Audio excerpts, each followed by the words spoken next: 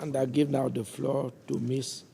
Vanessa Rosemary Anyoti from the World Young Women's Christian Association. Thank you. President of the General Assembly, Your Excellencies and distinguished delegates, thank you for this opportunity. As a young woman, I'm honored and privileged to be here today to speak for myself and on behalf of others.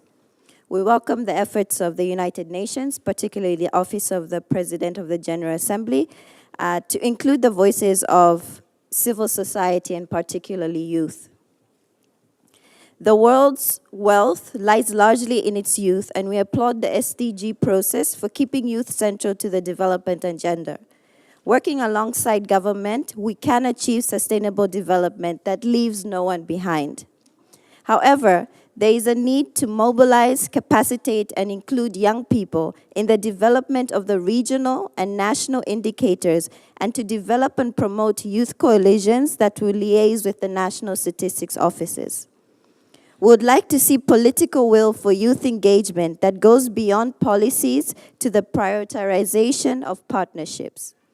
These include resourcing of youth organizations and civil society in all SDG-related processes, along with the provision of technical assistance, infrastructure, and the full utilization of ICT.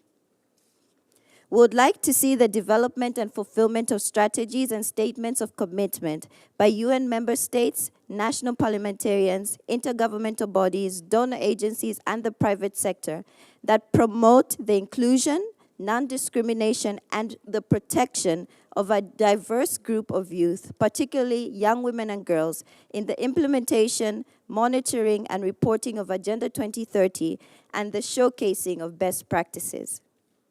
Sustainable development will become a reality when we invest in and promote in the well-being of young women and girls and when accountability measures are reflected. As a community and faith-based organization reaching the most marginalized young women and girls in the community, the World Young Women's Christian Association movement recognizes that faith is a liberating force and can play a key role in achieving Agenda 2030. We affirm that the key to success of the development agenda lies in its implementation. Over the next 20 years, the World YWCA movement will contribute to achieving the SDGs by enabling 100 million young women and girls to transform power structures to create justice, gender equality, and a world without violence, war, leading a sustainable faith and rights-based movement inclusive of all women. We welcome your partnership. Thank you.